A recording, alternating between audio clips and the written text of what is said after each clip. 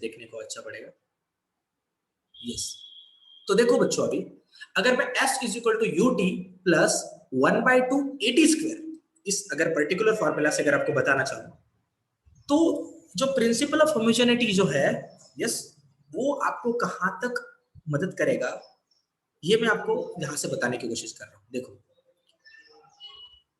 आपको जिस मैंने थोड़ी देर पहले बताया, लेंथ प्लस लेंथ आपको क्या देगा, मतलब देखो, लेंथ प्लस लेंथ आपको क्या क्या देगा, हमेशा क्या देगा रे?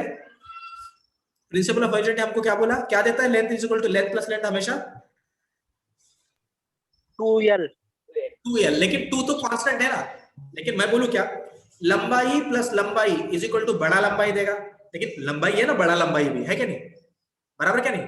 डिस्टेंस प्लस डिस्टेंस बड़ा डिस्टेंस देगा, लेकिन भाई तो डिस्टेंस ही है ना। समझ में आ रही मेरी बात, मैं क्या बोल रहा हूँ? समझ में आ रही कि नहीं आ रही? Yes sir. यस, उस हिसाब से मैं बता रहा हूँ। देखो, अभी तू बोल रहा है length plus length is equal to 2l, चल मैं लिख लेता हूँ 2l, तेरे मन रखने के लिए तू भाई अपना, चल लिख लिया मैंने। अब अच्छे से देखो, अगर मैं इसको डायमेंशनल फार्मूला के हिसाब से बोलूं, देखो अच्छे से,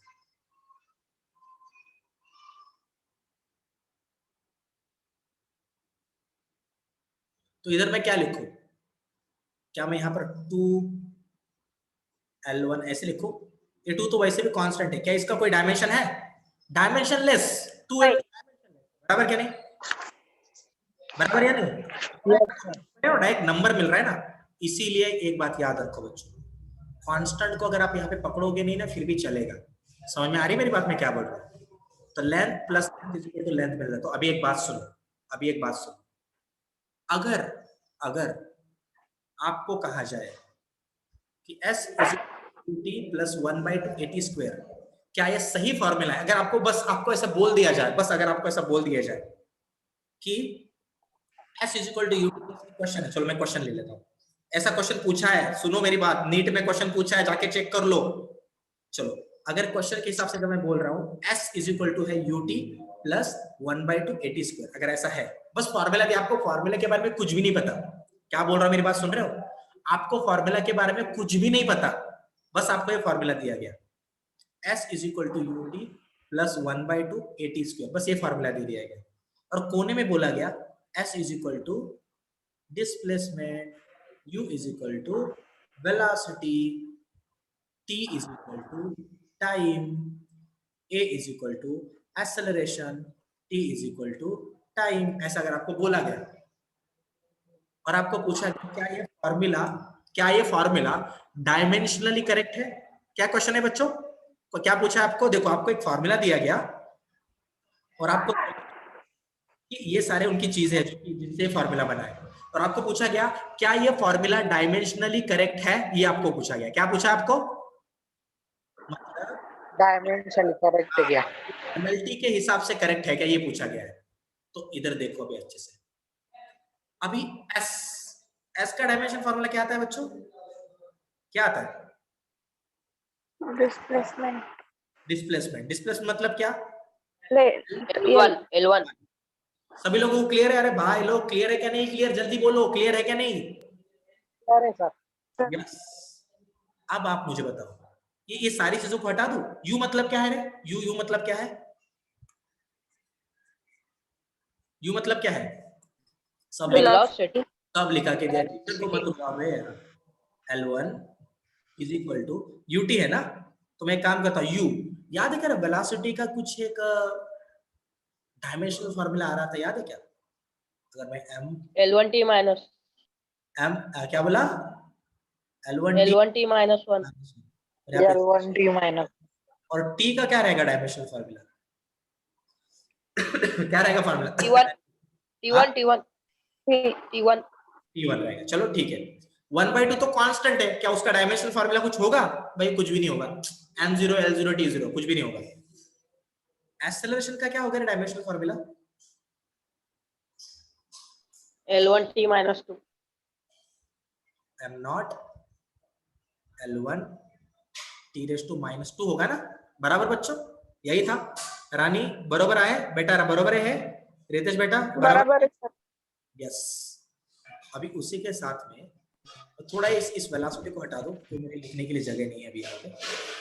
देखिए क्या मैं यहाँ पर लिख सकता हूँ, बस टी बचा है, टी स्क्वायर, बोलो लिख सकता हूँ क्या बच्चों? क्या मैं लिख सकता हूँ इसको? जल्दी से बताइए, लिख सकता हूँ? Yes sir. यस। आप थोड़ा अच्छे से देखो, देखो अच्छे से देखो, इसमें t रेस टू -1 है, इसमें t रेस टू 1 है, दोनों कट हो जाएंगे, होंगे क्या नहीं होंगे? दोनों इनटू में है, तो क्या आएगा? Yes sir. m not l1 t raise to L1 -1 + 1 raise to में ऐसा आएगा, प्लस यहाँ पर चेक करो m not l1 t raise to -2 + 2, मतलब क्या आया यहाँ पे? ये कट हो गया, ये भी कट हो गया, m नॉट को तो लेने की जरूरत भी नहीं है। क्या मिला? क्या मिला बच्चों? L1 + L1 is equal to L1। अब मुझे बताइए क्या डायमेंशनली ये इक्वेशन करेक्ट था? क्या डायमेंशनली इक्वेशन करेक्ट था? Yes sir. हाँ, यस था। क्यों? क्योंकि प्रिंसिपल ऑफ होमोजेनिटी के अनुसार length plus length is equal to length आता है, तो डायमेंशनली करेक्ट है। तो सर यहाँ पे length is equal to length plus length ही आया, मतलब डायमेंशनली करेक्ट है। सबको समझ में आया है मैंने क्या बोला?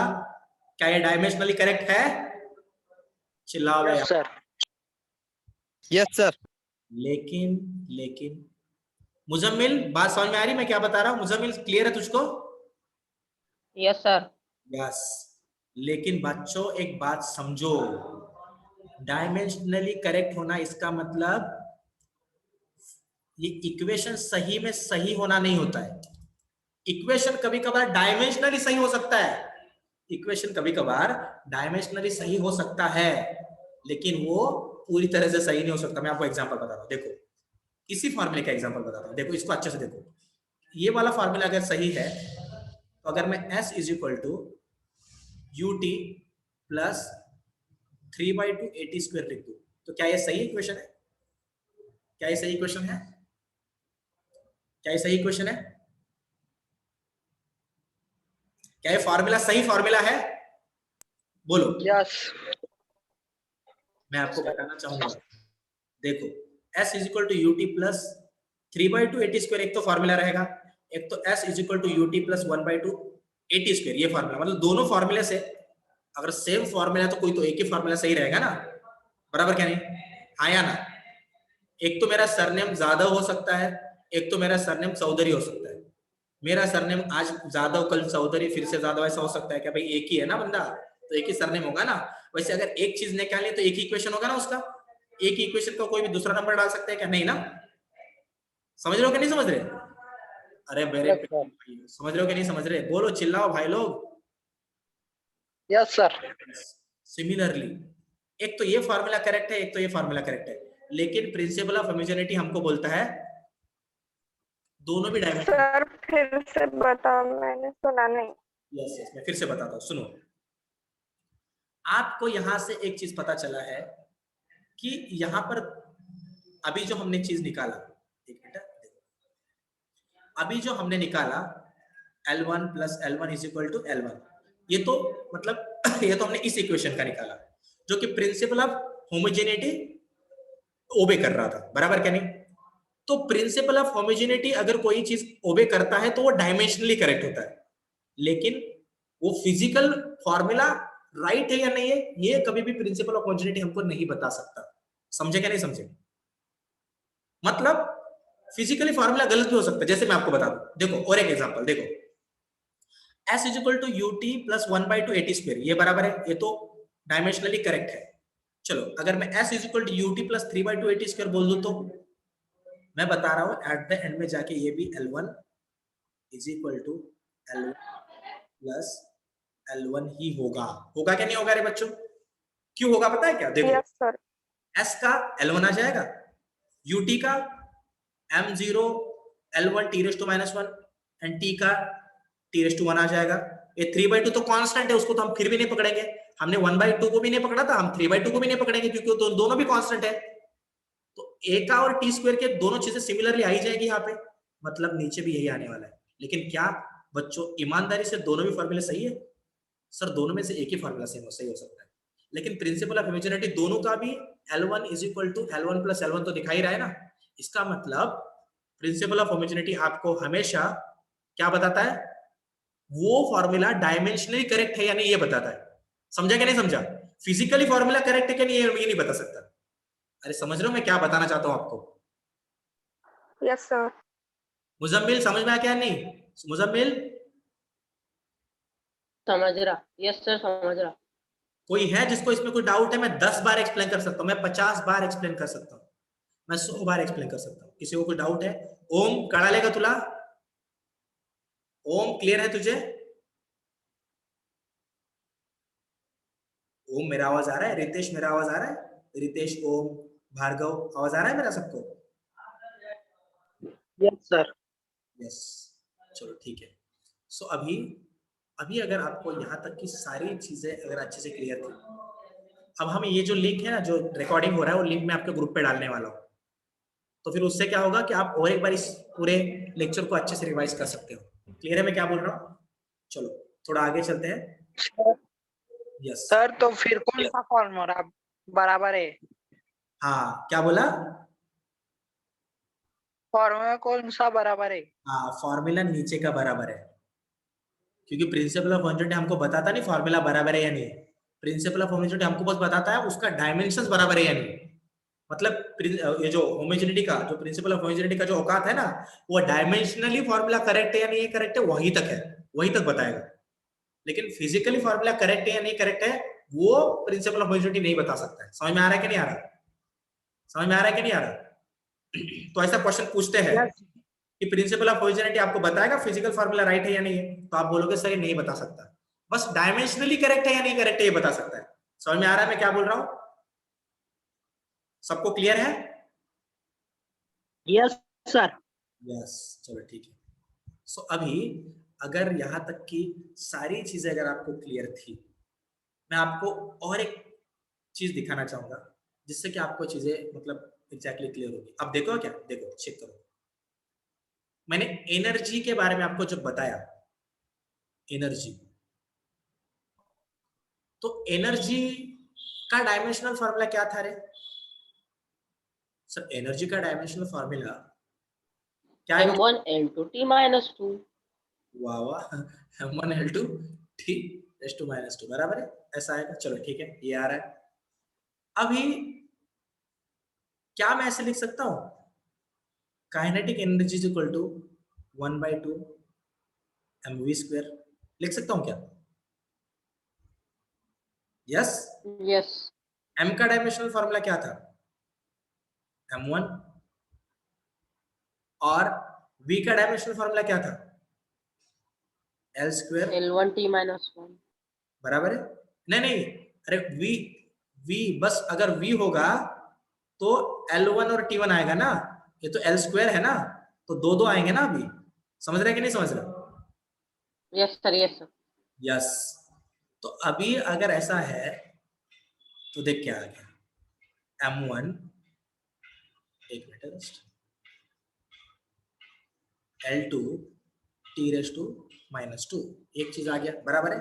अब देख, अब मैं तुझे एक फॉर्मूला दे रहा हूं, kinetic energy is equal to होता है 7/9 mv स्क्वायर। क्या ये फॉर्मूला करेक्ट है या रॉन्ग है? रॉन्ग। लेकिन मैं तुझे प्रूव करके दिखा सकता हूँ ये डायमेंशनली करेक्ट है। इसका डायमेंशन ये आएगा, चेक कर कैसे।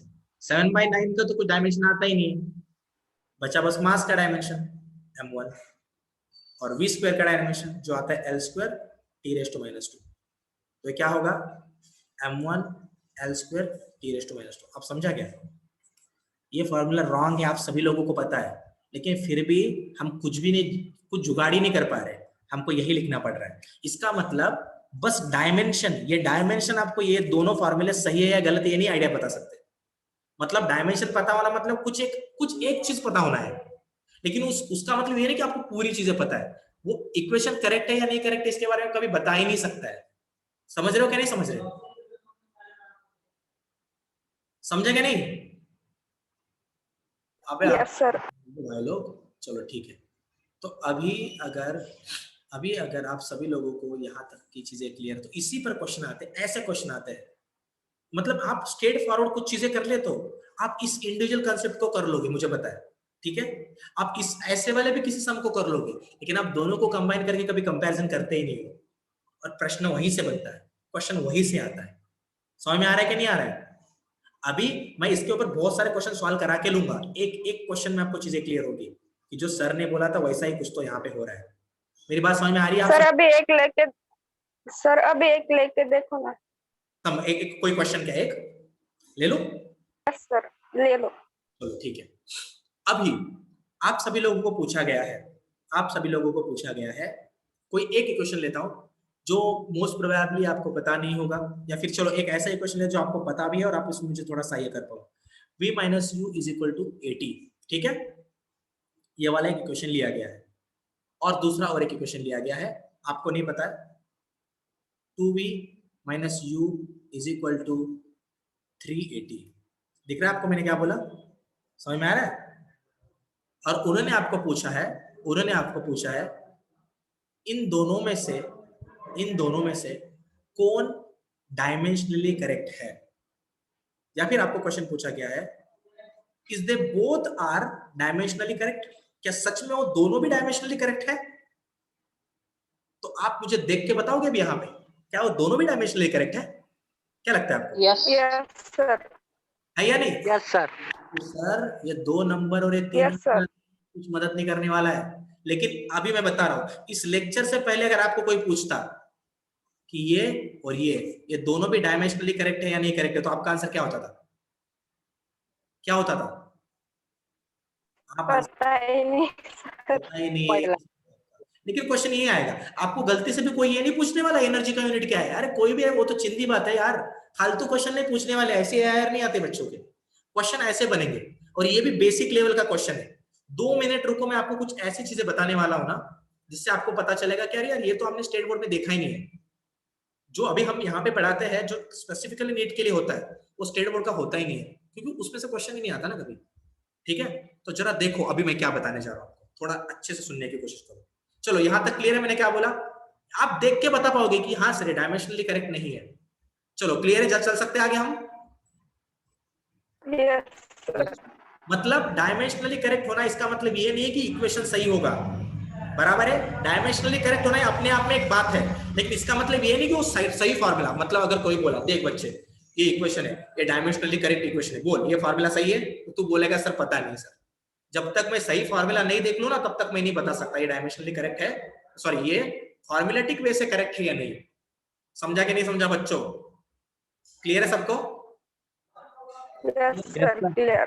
मैं बस थोड़ा थोड़ा पानी पी लेता हूँ, जस्ट 1 मिनट, मैं थोड़ा पानी पी लेता हूँ, अभी पानी पी लीजिए फिर हम कंटिन्यू करते हैं, ठीक है? बस 1 मिनट।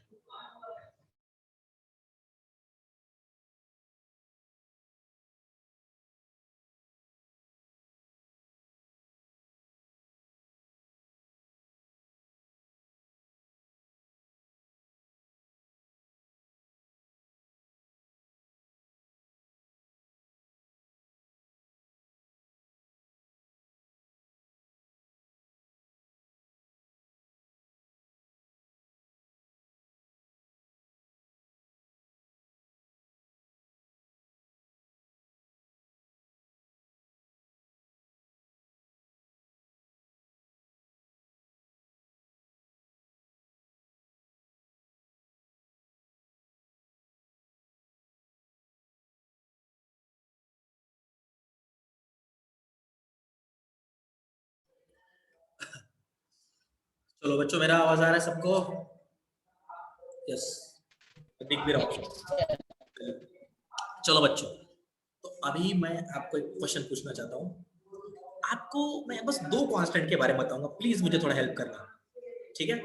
अब आप मुझे बताइएगा, आपको ग्रेविटेशनल कांस्टेंट के बारे में पता है? यूनिवर्सल ग्रेविटेशनल कांस्टेंट पता है आपको? पता है यूनिवर्सल ग्रेविटेशनल कांस्टेंट? अभी आया ना? पता है। यस, कुछ 6.7 यस सर। into 10⁻11 होता है बच्चों मेरे हिसाब से। अगर मैं गरीब हूं तो मुझे एटलीस्ट इतना पता है। यस, होता है कि नहीं होता? होता है sir. Yes, yes newton metre square पर केजी स्क्वायर। सर ये आपने क्या कर दिया? सर आपने तो कांस्टेंट को यूनिट ले लिया, बराबर क्या नहीं? अब सुनो, अब आप मुझे बताओ, अगर मैं बोल रहा हूं 7.2, ये भी एक कांस्टेंट ही है ना, लेकिन नंबर वाले कांस्टेंट को कोई यूनिट नहीं है, बराबर है, आया ना? लेकिन अगर मैं बात कर रहा हूं यूनिवर्सल ग्रेविटेशनल कांस्टेंट की, तो उसको यूनिट है। तो इस भ्रम में मत रहना, इस भ्रम में गलती से भी मत रहना मेरे प्यारे भाई और बहनों, कि कांस्टेंट्स को कभी यूनिट नहीं रहेंगे, कांस्टेंट्स को भी यूनिट रहते हैं। मैं आपको और एक एग्जांपल दिखाना चाहूंगा। आपको प्लैंक्स कांस्टेंट पता है? पता है प्लैंक्स कांस्टेंट? सुना है आपने? E is equal to H nu, नहीं सुना होगा, नहीं सुना होगा। ये होता है H, मतलब होता है Planck's constant. Usually energy is equal to, ये प्लैंक ने इक्वेशन बताया था, energy is equal to Planck's constant into the frequency, ऐसा उसने बोला था, ठीक है? उस वक्त उसने बोला था। ये आपको 12th में जाके, 12th में जब आप जाओगे ना, मॉडर्न फिजिक्स में जब आप जाओगे ना, तो वहां पे फोटो इलेक्ट्रिक इफेक्ट नाम का एक टॉपिक आएगा जो मैं आपको पढ़ाने वाला हूँ। उस टॉपिक में एक यूजुअली इक्वेशन आता है, ठीक है? तो उधर हम इसके बारे में बात करने वाले हैं। आपको पता होगा फोटोन कुछ होता है, फोटोन है ना, तो वहां पे ये चीज आता है। यस, एनर्जी के बारे में बताता है, फोटोन की एनर्जी के बारे में बताने के लिए इस इक्वेशन का भी यूज किया जाता है। चलिए, तो अभी देखो, अगर E is equal to H nu बोला गया है, तो एनर्जी का जो यूनिट होता है वो तो आप कुछ जूल के हिसाब से ले लेते हो भाई, लेते हो क्या नहीं लेते? जूल के हिसाब से लेते हो। और फ्रीक्वेंसी का यूनिट क्या लेते हो? 1 अपॉन टाइम लेते हो ना, आया ना, या फिर 1 अपॉन सेकेंड।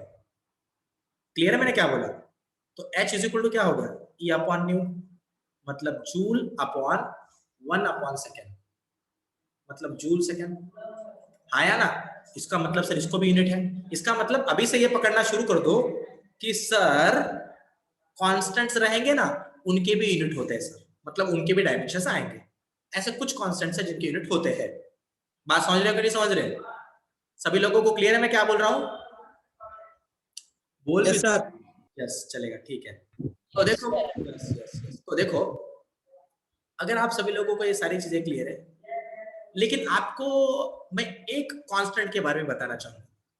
क्या आपको एडियाबैटिक इंडेक्स के बारे में पता है? मैं बताऊंगा क्या है ये एडियाबैटिक इंडेक्स। ये क्या होता है पता है क्या? Adiabatic index is equal to होता है Cp अपॉन Cv, मतलब molar specific heat at a constant pressure upon molar specific heat at a constant volume. इसको यूनिट नहीं होता है, ये भी कांस्टेंट ही है। मतलब कुछ कांस्टेंट फिजिक्स में ऐसे एग्जिस्ट करते हैं जिनको यूनिट नहीं है, एट द सेम टाइम कुछ ऐसे कांस्टेंट्स हैं जिनको यूनिट है। तो कंफ्यूजन में नहीं पड़ना है, कंफ्यूज नहीं होना है। कांस्टेंट को यूनिट नहीं होता है, होता है कुछ कांस्टेंट को यूनिट होता है, तो कुछ कांस्टेंट को यूनिट नहीं होता है। समझ में आ रहा है बच्चों मैं क्या बोल रहा हूँ? सभी लोगों को क्लियर है मैं क्या बोल रहा हूँ? प्लीज भाई लोग हाँ बोल दो यार, गरीब आदमी। Yes sir. सबको क्लियर है? किसी को Yes, कोई sir. दिक्कत है? Yes. यस, चलो, ये तो मैं आपको बस बताने के लिए सारी चीजें मुझे आपको क्लियर करानी थी, इसलिए मैं आपको यूजुअली बता रहा था। अगर मैं बात करना चाहूँ और भी कुछ फैक्टर्स के बारे में, देखिए हमें क्या पता चलता है। आप सभी लोगों को पता है कुछ मोमेंट ऑफ इनर्शिया होता है, सुना है ना? वो वर्ड तो सुना होगा, moment of inertia. Yes sir. उसको रोटेटिंग बॉडी का मास बोलते हैं, मोमेंट ऑफ इनर्शिया को, ठीक है? तो जो मोमेंट ऑफ इनर्शिया है, जो कि रोटेटिंग बॉडी का पर्टिकुलर मास जो हम बोल रहे हैं, उसको निकालने के लिए हम यूजुअली कुछ ऐसा करते हैं ना, इसको हम आई से डिनोट करते हैं। अभी किसी को भी कुछ भी नहीं पता होगा ना, क्योंकि पहला ही चैप्टर चल रहा है, फिर भी जो मैं बता रहा हूं ना वो है ऐसा मान के चलो। मैं आपको गारंटी बोल रहा हूँ मेरे साइड से, मैं बाकी सब्जेक्ट का गारंटी नहीं लेता, लेकिन मैं फिजिक्स का 100, क्योंकि बाकी सब्जेक्ट का तो वो टीचर गारंटी लेंगे ना, फिजिक्स का 100% गारंटी लूंगा कि एक भी टॉपिक ऐसा नहीं रहेगा कि जो नीट के लेवल पे आपको नहीं आया, क्योंकि आपके नीट के स्टूडेंट, अगर कोई जेडब्ल्यू का है तो जेडब्ल्यू तक बताऊंगा। समझ रहे हो? नॉलेज की कोई कमी नहीं है। अब आके चेक तो करो, मुझे जज तो करके देखो, आप कितना ले पाओगे उस पर चीजें डिपेंड है। मैं तो उस दिन की राह देख रहा हूँ जिस दिन मेरे हाथ में वो जो व्हाइट बोर्ड का ब्लैक वाला मार्कर आ जाएगा ना, और आप मेरे सामने बैठोगे, उस दिन से रिवॉल्यूशन चालू हो जाएगा। आपको यहाँ पर अगर मैंने 10-10, 12-12 घंटे नहीं बिताया तो मेरा नाम विजय नहीं। समझ में आ रहा है? मैंने ऐसा किया है। हमारे क्लास के बच्चे रात के 11 बजे तक बैठ के पढ़ते थे यहाँ पे, जो कि नजदीक के रहने वाले बच्चे, हम उनको पढ़ा के लेते थे पूरा, हम वही करने वाले हैं। तो बस आप रेडी हो जाइए। अभी तो क्या यार, 1-2 दिन है, पहला दूसरा लेक्चर चल रहा है, इसीलिए रिजल्ट तो आपका लाना ही है ना। रिजल्ट नहीं लाएंगे तो कैसे चलेगा भाई, एकेडमी को भी तो चलाना है ना। 600-700 के ऊपर का अगर रैंक, 600 एटलीस्ट के ऊपर का अगर रैंक नहीं आता है ना, तो नेक्स्ट ईयर तो बच्चे नहीं आएंगे। तो जो अभी हमारे पास हमारी कदर करके आए हैं, उनका स्कोर इस साल ला के ही देना है, ये गारंटी है मेरे साइड से। तो बस आप रेडी हो जाओ, आप आपका माइंड बना लो कि आप पढ़ने वाले हो, ठीक है। फिर देखो हम क्या करते हैं। चलो, तो अभी हम चलते हैं थोड़ा सा आगे। सर सर यस रानी, सर, क्या? आपके पास शॉर्ट नोट्स होंगे तो आप डाल सकते हैं ग्रुप पर। शॉर्ट नोट्स, या शॉर्ट नोट्स में दे सकता हूँ, कुछ प्रॉब्लम नहीं है। शॉर्ट नोट्स देंगे। देखो लेकिन चलो मैं थोड़ा सा 2 मिनट बाद, थोड़ा मैं इस सब्जेक्ट को हट के थोड़ा 2 मिनट फिजिक्स के बारे में बात करूँ कि आप सब लोगों से, मुझे करना है वो बात। तो ओके सर। Okay sir. सब लोग अच्छे से ध्यान से सुनो मैं क्या बोल रहा हूँ। देखो, अगर आपको 180 में से मैं मेरे मन का नहीं बताता, मैं जिसका स्कोर आया है ना, जिसका स्कोर लाया है, उसने क्या क्या किया था वो बताता हूँ, ठीक है। तो उसके बेसिस फिर आप देखो कि मैं कितना सही बोल रहा हूँ। अगर आपको 180 में से अगर आपको 150 अबो लाने हैं, तो उसके लिए कितनी चीजें करना जरूरी है वो समझो। आप सभी लोगों के पास वो मॉड्यूल्स है क्या जो हमने दिए हैं, मॉड्यूल्स है क्या वो? यस यस सर है। चलो, मैं एक रिकॉर्डेड लेक्चर है, मतलब रिकॉर्डिंग रहेगा हमेशा के लिए, ठीक है। तो मैं इस चीज का गारंटी ले रहा हूँ, वो जो मॉड्यूल्स के अंदर के सारे क्वेश्चंस अगर आपने सॉल्व कर लिए, सारे क्वेश्चंस बोल रहा हूँ, ऑल क्वेश्चंस सॉल्व कर लिए, ठीक है, पूरे क्वेश्चन सॉल्व कर लिए। अगर किसी को लग रहा है सर उसके बाद में मुझे थोड़ा ज्यादा करना है, तो बस मैं आपको बोलूंगा प्लस। आपको पता है एमटीजी का नीट का प्रीवियस ईयर का एक, वैसे तो प्रीवियस ईयर का हम भी दे रहे हैं, तो प्रीवियस ईयर का लेने की जरूरत नहीं, बट स्टिल नीट के प्रीवियस ईयर के क्वेश्चन अगर सॉल्व कर लिए ना, बस 2 बोल रहा हूँ। क्या बोला मैंने? प्रीवियस ईयर के सारे क्वेश्चंस और अभी के नोट्स के सारे चीजें कर लिए ना, बस इतना। ये सारे क्वेश्चंस, एक एक क्वेश्चन अगर कम से कम 5 बार किया ना, 5 बार सर, 5 बार इतना ज्यादा, अरे होता है, टेंशन मत लो, मैं हूं ना, सब करा के लेंगे। समझा मैंने क्या बोला? एक एक क्वेश्चन, मतलब आपने एक चीज देखा है क्या, आपको वही चीजें वहां पे जाके याद आती है जो चीजें आपको 100% आती है। आपने देखा है कभी कभी किसी किसी पेपर में आप लगा, तो अभी जो हमारा पेपर होगा ना कि एमसीक्यू का, उसमें आप चेक कर लेना। अगर आपको कोई चीज थोड़ा कम ज्यादा आ रहा है ना, मतलब सर मेरे को ऐसा अंदाजा है, मैंने एक बार पढ़ा है, थोड़ा याद आ रहा है, आप उसको सॉल्व नहीं कर पाते। जो चीज आपको 100% आती है ना, वही आप चीज सॉल्व कर पाते हो। ये चीज आपने कभी ऑब्जर्व की है कि नहीं की? बोलिए, आया ना? की है सर। यस। Yes, sir. जो चीज आपको 100% आती है ना, आप वही चीज सॉल्व कर सकते हो। अब आपको बताओ, आप लोग तुक्का कैसे मारते हो? अब मैं आपको बताता हूँ आप लोग तुक्का कैसे मारते हो। देखो, ये आपका क्वेश्चन है, ये आपका क्वेश्चन है, ये आपका ए ऑप्शन है, ये आपका बी ऑप्शन है, ये आपका सी ऑप्शन है, ये आपका डी ऑप्शन है। अभी समझो, यहाँ पे कुछ कुछ एक लिखा है, यहाँ पे भी कुछ एक लिखा है, यहाँ पे भी कुछ एक लिखा है, यहाँ पे भी कुछ एक लिखा है, ठीक है। अब आप सबसे पहले जाओगे, मैं बता रहा हूँ आपकी आदतें बता रहा हूँ बस, और उसको कम कैसे करना है फिर वो बताऊंगा। आप क्वेश्चन पढ़ोगे, आपको थोड़ा याद आ रहा है, मतलब एक थोड़ा याद आ रहा है कि यार मैंने ये थोड़ा टॉपिक पढ़ा था, थोड़ा थोड़ा याद आ रहा है। अब आप क्या करोगे? अब आप ऑप्शन की तरफ जाओगे। अगर वो थ्योरेटिकल क्वेश्चन है ना, नीट तो भाई आपका पूरा 360 मार्क्स को ऐसे आने वाले हैं, आप वही करोगे। आप क्या करोगे? आप यहाँ पे क्वेश्चंस की तरफ, क्वेश्चन के ऑप्शन की तरफ जाओगे। अब आप ईमानदारी से क्या करोगे पता है क्या? अब आप देखोगे इन ऑप्शंस में से मेरे को कौन सा ऑप्शन आता है। मतलब अगर ए बी सी डी में अगर आपको ए ऑप्शन और डी ऑप्शन अगर आ रहा है ना, तो आप आपके मन में कंसिडर कर लोगे कि एक तो ऑप्शन ए होगा, एक तो ऑप्शन डी होगा।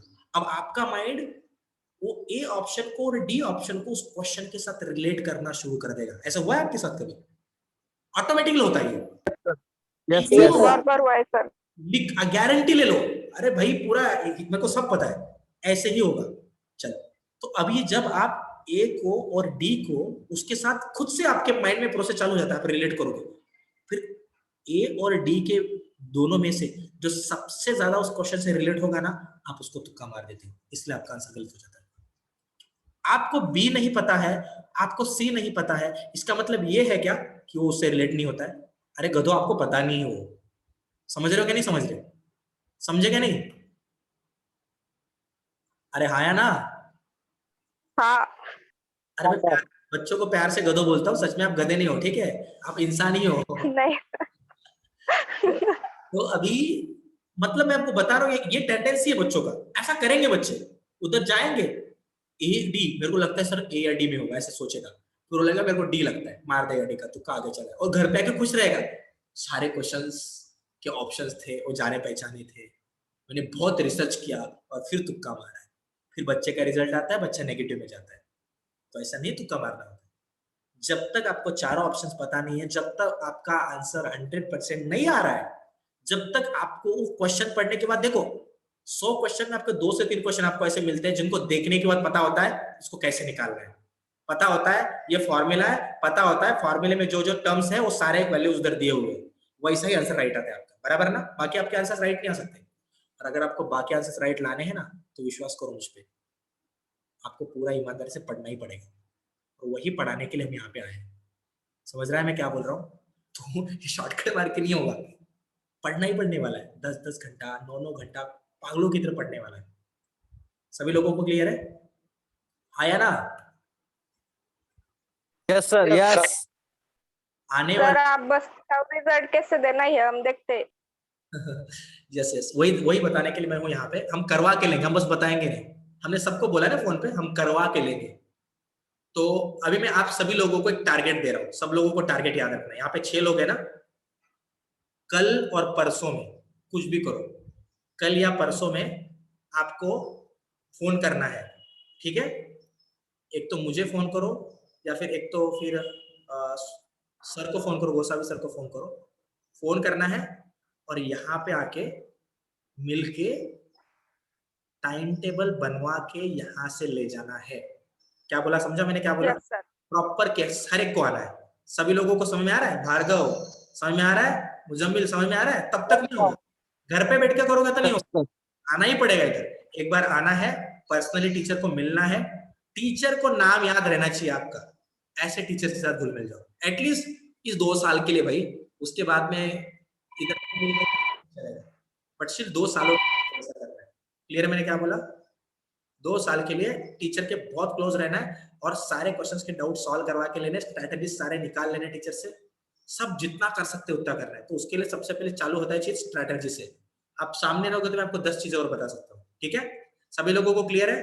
और मैं बोल रहा हूँ ना, मैं ले रहा हूँ गारंटी चीज का, आप बस देखो कैसे करोगे। आप में से जो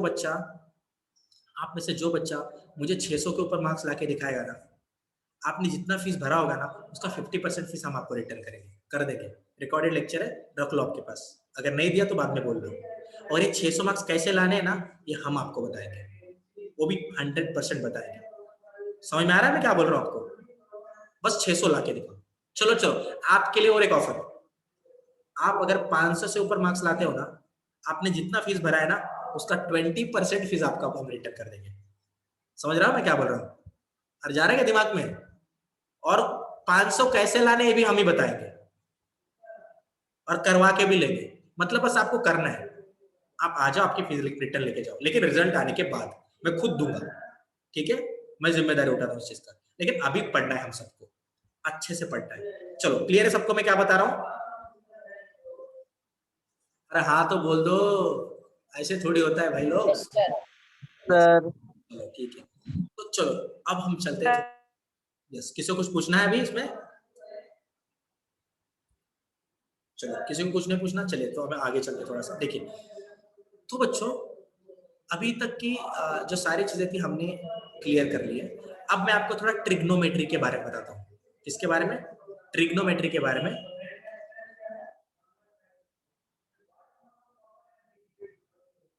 ट्रिग्नोमेट्री या फिर ट्रिग्नोमेट्री के जो क्वांटिटीज है उसके बारे में बताता हूँ। चलो, आप सभी लोगों को याद है ना, जो थीटा है, थीटा याद है? एंगल, एंगल डायमेंशन वाला है या डायमेंशन लेस है? स्टार्टिंग में बताया था, बताइए। एंगल डायमेंशन वाला बंदा है या डायमेंशन लेस वाला बंदा है? बोलिए।